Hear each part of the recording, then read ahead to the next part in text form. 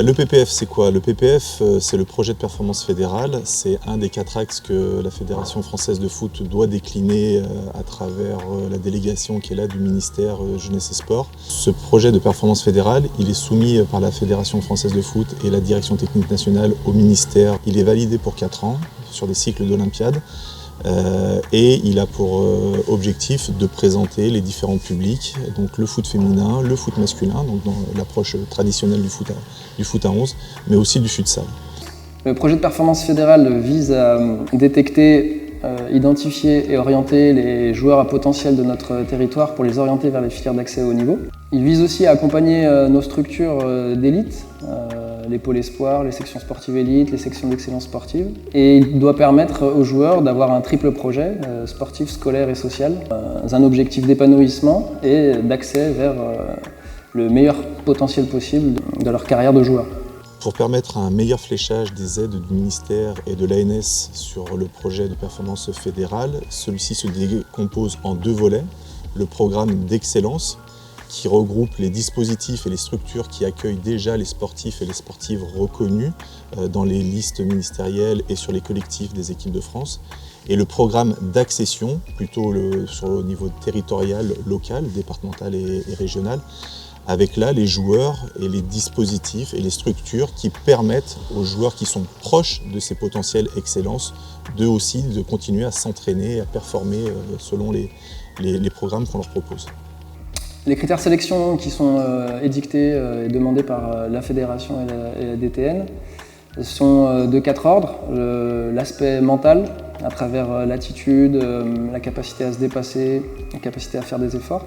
La capacité athlétique, le facteur athlétique, à travers les déterminants physiques et physiologiques, qui sont de courir longtemps, de courir vite et à haute intensité. Et les facteurs techniques, sur notamment la qualité de la prise de la première touche, la qualité de passe, la qualité de dribble, de percussion. Et puis le facteur tactique, à travers l'intelligence de jeu du joueur, capacité à se positionner dans les bonnes zones selon les phases de jeu, et à être en relation avec les joueurs de son équipe. Au-delà de ces 4 facteurs de la performance du joueur, il y a l'attitude, et donc la capacité du joueur à être un bon coéquipier sur et en dehors du terrain, à être au service du collectif et de l'équipe, et donc avoir une attitude de sportif respectueuse envers l'adversaire, ses partenaires et l'arbitre. Le rôle de l'équipe technique régionale et des conseillers techniques PPF ne se résume pas à détecter les joueurs performants à l'instant T. Voilà, ce n'est pas que ça. L'objectif est pour nous aussi d'agir sur le joueur et sur les structures. Donc, quand on parle d'agir sur les joueurs, c'est quoi? C'est veiller à ce que les normes d'entraînement correspondent aux attentes du haut niveau, à travers le nombre d'entraînements, la qualité des entraînements, l'intensité des entraînements, mais aussi à développer les qualités intrinsèques des joueurs, les qualités athlétiques, techniques, physiques, mentales, mais aussi la prévention contre les blessures, l'alimentation, la récupération, tous ces facteurs qui concourent à optimiser son potentiel. Les conseillers techniques peuvent également agir sur les structures, les clubs bien entendu, qui sont le premier maillon important de ces structures, donc les clubs professionnels, les clubs nationaux, les clubs régionaux, qui à travers des cahiers des charges, des labels, des agréments, répondent aux attentes du haut niveau et aux exigences. Les compétitions qui doivent veiller à présenter des rapports de force homogènes et aussi de l'intensité et de la densité permettant à ces joueurs de toujours développer leur qualité. Et enfin, les structures de l'éducation nationale, il y en a de 3 niveaux. Les sections sportives scolaires, qui sont le premier niveau de structure de l'éducation nationale. Les sections d'excellence sportive, qui visent à regrouper des joueurs déjà suivis dans le cadre du PPF départemental et régional. Et enfin, le dernier échelon, qui sont les pôles espoirs. Les pôles espoirs sont forcément des maillons importants de ce PPF.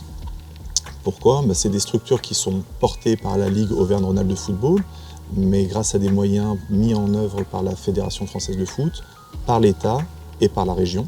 Ils visent à offrir une alternative supplémentaire à ces joueurs qui ne sont pas déjà intégrés dans les sections des clubs professionnels, et ils alimentent régulièrement les sélections nationales jeunes, féminines ou masculines, mais également les centres de formation des clubs professionnels.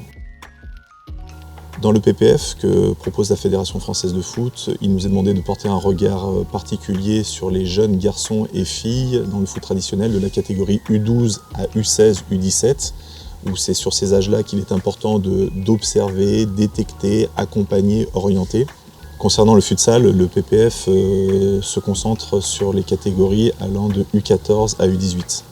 Ce qu'il est important de retenir, c'est que le PPF que met en place la Fédération française de foot, ses ligues et les districts n'ont pas vocation à concurrencer ce qui se passe et ce qui est proposé par les clubs, mais simplement à la fois de, in fine, fournir nos sélections nationales, jeunes, garçons, filles, futsal, mais aussi de permettre à des jeunes joueurs à potentiel d'avoir un parcours adapté et pour certains de rejoindre des centres de formation et d'embrasser éventuellement derrière une carrière professionnelle.